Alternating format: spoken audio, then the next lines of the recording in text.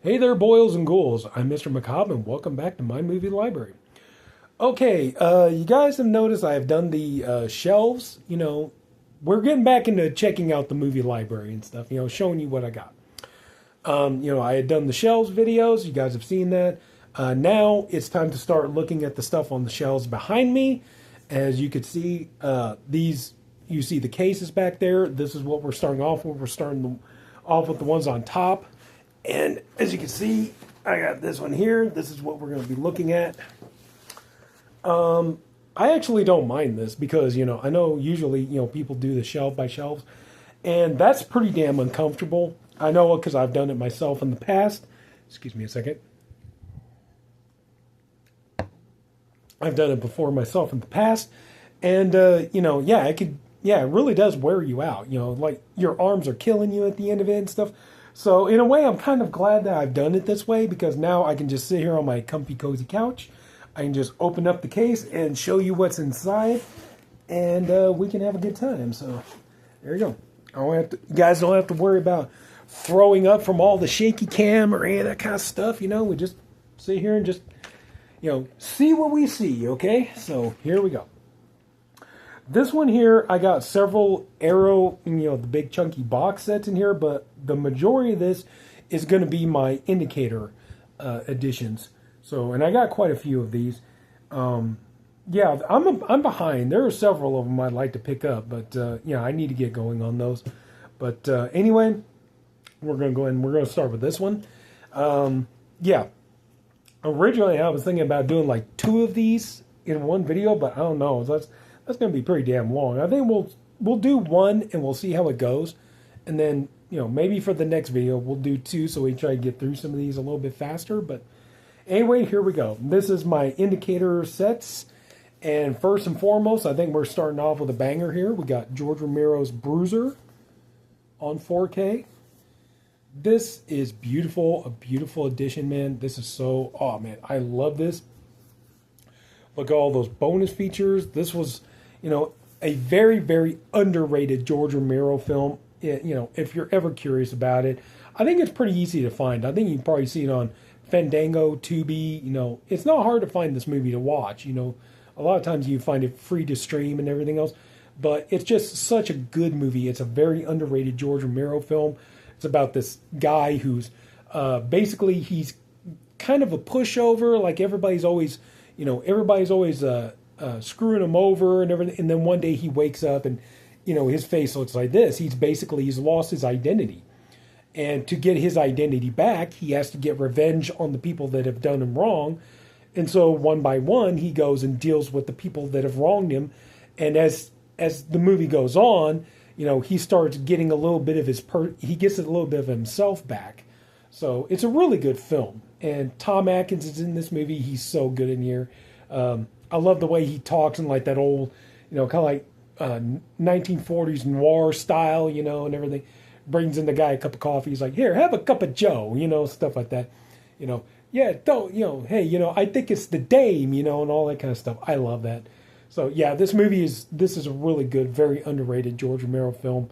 Bruiser, oh yeah. And on beautiful 4K, this languished on DVD hell for so many years, and to finally get it, super happy about that. So we got that. I figured this was going to be a problem. Sorry, guys. Hang on a second. Yeah, I got a couple of these in here wedged in just a little tight. All right. Next up, we have The Cold Eyes of Fear. I don't remember. Did I get this? This is 4K, I think. Yeah, some of these are Blu-ray, some of these are 4K. Yeah, this one's 4K. Okay. I know several of these I got are on Blu-ray, but Cold Eyes of Fear, pretty good. Yeah, pretty good giallo, Italian giallo film. So, there you go. We got Cold Eyes of Fear. We have, this one is some Jean Rollin. We have, I gotta see if I can cover that. We got The Rape of the Vampire. Beautiful fun for the whole family. Okay, this one's a Blu-ray. Yeah. There you go. But yeah, Rape of the Vampire. Definitely very trippy, very, very interesting kind of movie. I'll say that. So, you'll notice a lot of these are actually Jean Rollin films. So, this is another one. As a matter of fact, we have The Nude Vampires, The Mysteries of the Suicide Cult. Yep, directed by Jean Rollin. That's the thing. I've seen these movies, but I'm going to level with you guys. Several of these I haven't seen in a while, so, I can't remember a lot of them exactly, so. Okay, this one here, Requiem for a Vampire, another Jean Rollin. Two young virgins offered to monsters in the Chateau of Orgies. There you go. Yeah, it sounds like good old family fun, Well, no, I can't show that, can I? I was going to try to liven this up, show you some of this. I can't show some of this stuff on here. So, sorry about that. This one here, The Iron Rose. This is a really good, very, this is a really good kind of between a waking dream and fantastic delirium. This is kind of some people will look at this movie and say it's pretty artsy-fartsy, but I don't know. It's like there's something about this movie. It just works. This girl and this guy, they're wandering in this cemetery, and they get trapped in there. It's a big, huge cemetery. They're trapped in there overnight, and as the guy is like trying to, the guy just wants to get the hell out of there. He's just trying to find a way out. And the girl, as the movie goes on, the girl, you start to wonder, is she losing her mind, or is she being taken over? Like, what's going on here? So, damn. Again, I was going to try to show something, but I can't. Now we can show the booklet. Each of these always come with a booklet. So, there's Jean Rollin himself with the two actors. So, but yeah, pretty good movie. It's like definitely experimental, definitely kind of trippy, but a very good movie. We have Girls Without Shame. Is this the one I think it? Who Robbed the Robbers? Yeah, this movie is pretty. This movie is pretty risque. I'll tell you that right now. I think you gotta get the idea. But this these two young girls. This is very much Jean Rollin, even though he wrote and directed the movie under another name, but it's Jean Rollin. This movie is.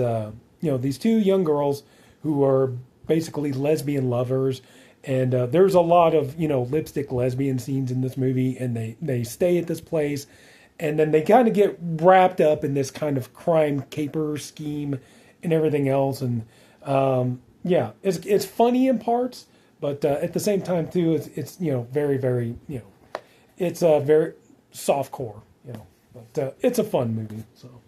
But not something you would show the kids, definitely.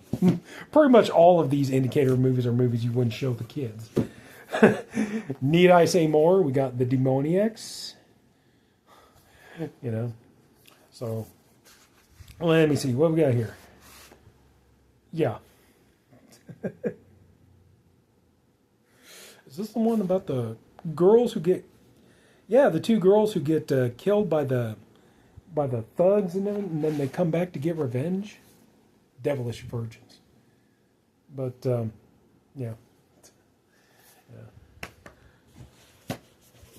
okay, Lips of Blood. Damn, these are getting harder and harder to show. There's this one here, Lips of Blood. Okay. All right. Well, all right. That's the only one that's bare boot. The rest of them is not much, but they are kind of clothed. So. But, yeah. The thing is like, obviously, Jean Rollin again. The majority of these are Jean Rollin. But that was the thing, if you ever, like, he made different kinds of films. He had made kind of like, he made sex films. But really his biggest thing was he liked erotic gothic stories. Like vampire stories with a lot of erotic sexuality, things like that. That was kind of his main. That was kind of the thing that interested him most. He had done movies. He'd done like Zombie Lake and Living Dead Girl and other kind of movies like that. But I've been holding this up for like, sorry. But yeah, that's kind of really what he was mostly known for. Is he did a lot of these, kind of, vampire erotic gothic films and stuff. Like, he written a number of books too. So that's kind of what really was, what interested him.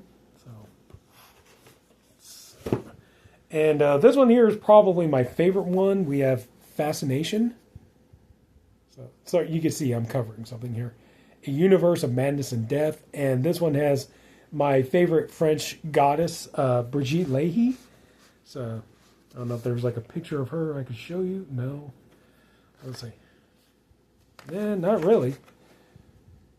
Well, wait a minute. Okay, real quick, I can show you. Yeah, this one's a 4K. But, yeah, Brigitte Lahaie there. Gorgeous, gorgeous woman. Like, oh my gosh. Yeah. Discovered her on late night cable in my teenage years, and as a lot of people did, and just kind of, wow, she just completely won me over. So, yeah. Sorry, trying to get. But yeah, this one actually is really good. The story on here is actually really good. It's about this guy who's, he pulls off this caper with these other criminals, and so he's trying to get away from them. He gets to this chateau, and in the chateau are these two girls. And he's like holding them hostage. He's like, just let me stay here. I'll leave. I'm just waiting for these guys to pass me over and stuff like that. And they're like, you have to leave. At nighttime they will come and stuff. And come to realize, like, it's like a place for vampires. And so this guy is like, he's just like, he doesn't care. He's just like, whatever. Yeah. And then come to find out, it's like, actually, the house is vampires, and he needs to try to get out of there before they show up, because they get there, they see this guy here, then, yeah, they're going to want him for chow, So, it's a good movie, though. Okay, another one we have, and this one has Brigitte Lahaie in it, too, is Night of the Hunted.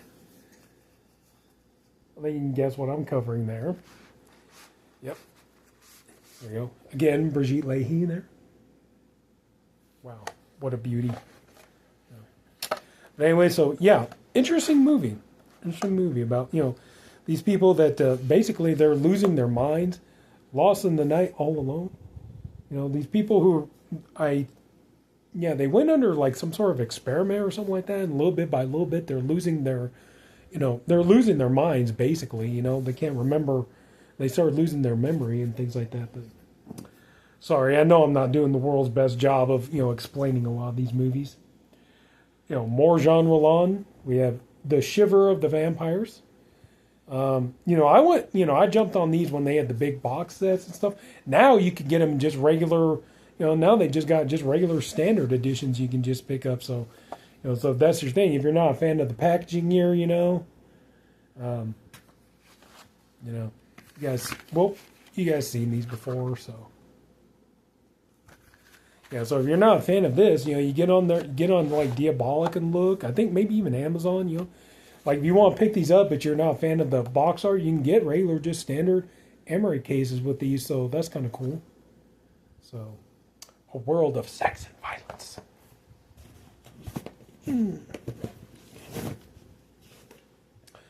This one here, yeah, this one is another Jean Rollin, but I gotta be honest, this one wasn't really my favorite of his. But anyway, still nice to have it. We have The Escapees. Somewhere there is a place for them. It's about these two girls that are kind of like they end up in like a mental hospital, and then, one of the girls is kind of like very simple-minded. The other one is kind of the more aggressive. She's like, I'm going to get out of here. I'm going to travel and see the world. And the other girl just wants to always like be around her, just always wanting to hang around with her and follow her everywhere, just... kind of like a girl that just needs somebody to tell her what to do and tell her where to go and stuff like that. So they go off together and get into some serious situations here. So anyway, so there's that one. Okay, this one here, Two Orphan Vampires. So yeah, Our Disorder is Mad Poetry. I told you guys, like if you're like, damn, that's a lot of Jean Rollin films. I told you, most of these are the ones, I do want to pick up. They got a couple of them. I do want to pick up a Hitchhike with Franco Nero and David Hess. I need to try getting around to pick that one up. There was another one I wanted to pick up. This movie is a trip. Oh, Black Magic Rights.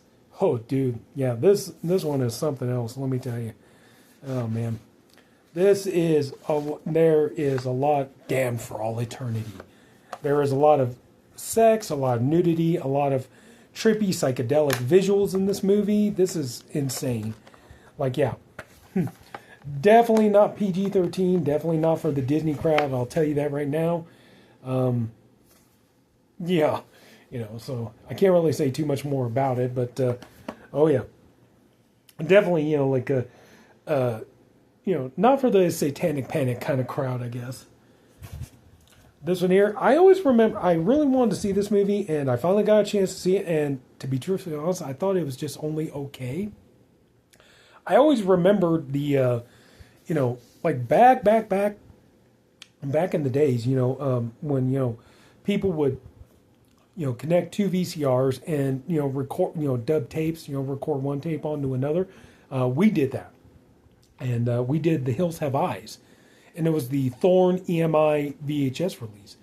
And we made a mistake, and we ended up recording the trailers that were on in front of the movie. And, one was the cheerleaders, the cheerleaders. They'll do anything to make their team win.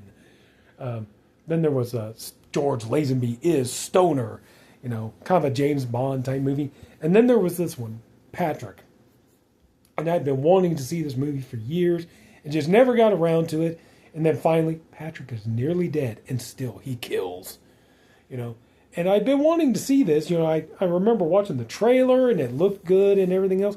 Then I got it and it was just kind of like, it's okay. It's not terrible or anything like that, but it just kind of like, I think there's like a sequel or something, like a remake or a sequel is. I know there's something called Patrick Still Lives. But I remember watching it. I was just kind of like, it's okay. I don't know. Wasn't exactly what I thought it was going to be. But anyway, so, but yeah, I got it. So anyway. And this is the last, for right now, this is the last of the Indicator releases that I got. And this one is called Snapshot. Or if you watch the Cinema Snobs review of this, The Day After Halloween. The click of a fashion photographer's camera started her on a career that led to terror and death. So, yeah, the movie is called Snapshot, but a lot of bonus features on there. But yeah, it's also been, does it have it on there though? I was going to say, like, the movie is also marketed as The Day After Halloween. No, it doesn't appear to be. But yeah, it's about this woman who's a photographer, and and she's being followed around by a lot of sleazy, misogynistic kind of guys and stuff like that. And she's, just trying to make her way in the world and stuff. But anyway, so yeah, that's pretty much about it for the Indicator. That's what I got for now. Like I said, there's a couple more I want to pick up. Like, I definitely want to pick up, I was going to try to get that one Death Carries a Cane, but it's like, no, I got that one of my Forgotten Gialli sets in there in the other room. So, but anyway, so yeah, now we're going to start on to the Arrow, and then we got 4 here, then we're going to finish up, and then we'll start on the next one. But you guys remember, I just showed this off. I got this. Yeah, I think I got this for pretty much no money, because, I showed this off in a previous video and got this for pretty much no money and everything. I got the first volume and, was able to get volume 2 of the American Horror Project. We have Dark August, Dream No Evil, and The Child. Let's see, which one was, okay. The Child, I remember that one. I want to know who you're meeting in the cemetery. I don't have to tell you anything. Everybody remember that from Rob Zombie's video? Okay. Okay, yeah, this is the one that's, when I watched this, come to find out, actually it's kind of like it's pretty much like a Psycho kind of inspired thing. The only difference is like, with Psycho, it was a crazy mother and her son, In this, it's more like a crazy father and the daughter. So it's kind of like a psycho, kind of, psycho ripoff. I don't know, ripoff may be a strong word, but then we have Dark August.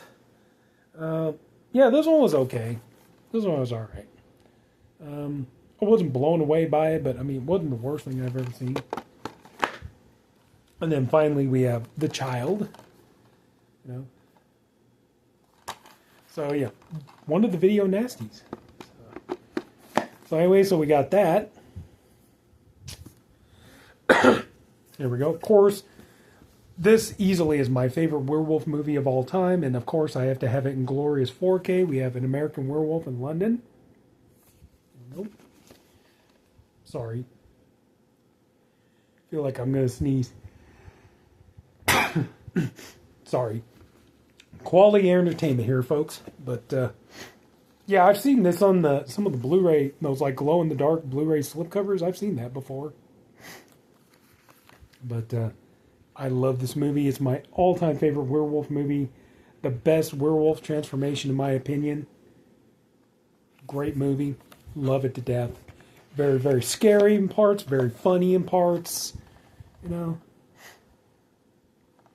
I was watching somebody do a reaction video the other day, and they were getting they couldn't get past the part with the porno theater and stuff, and like they just got hung up on that. Oh, that's so offensive and that's so bad and blah blah blah and all that kind of stuff. It's like, oh my gosh, it was the 80s. We were, it was the 80s. People weren't so easily offended back then, So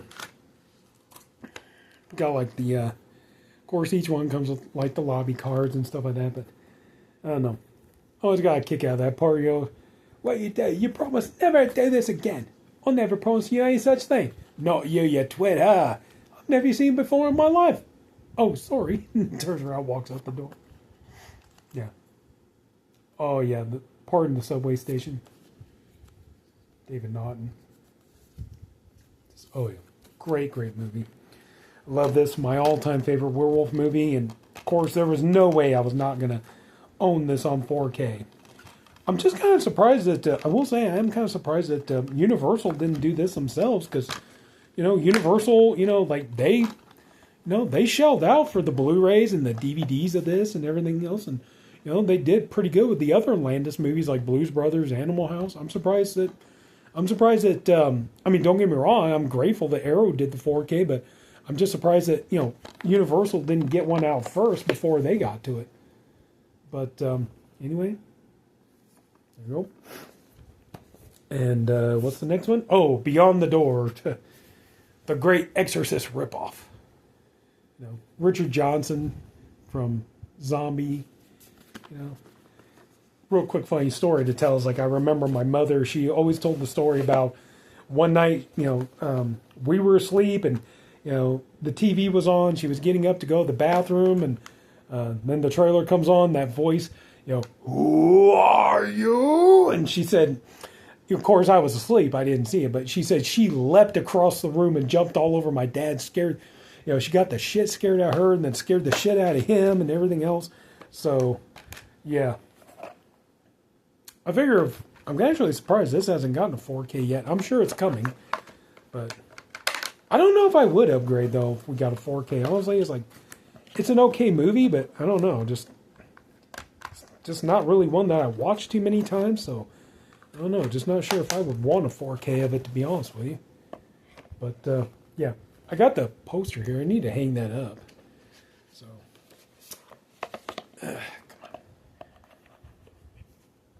come on. I'll fix that in a minute. I'm wasting everybody's time.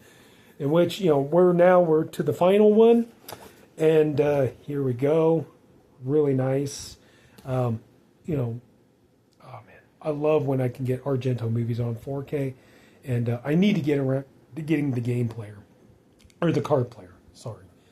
I need to get that one. But we have the bird with the crystal plumage. Beautiful.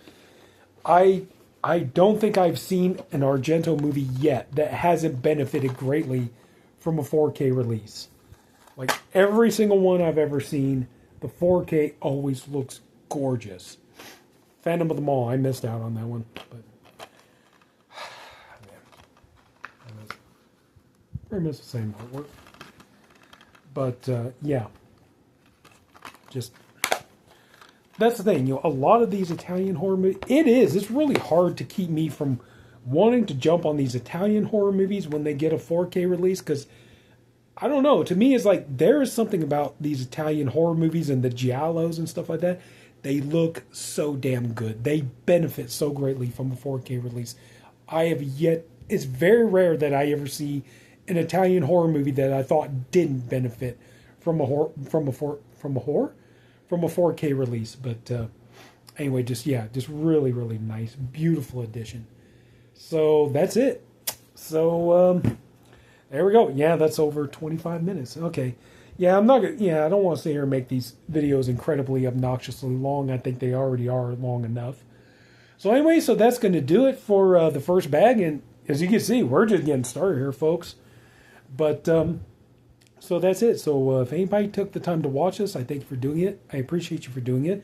I also hope you enjoyed the video. If you did, please leave a like. If you haven't already, please go ahead and subscribe to my channel. Please comment below. And that's it.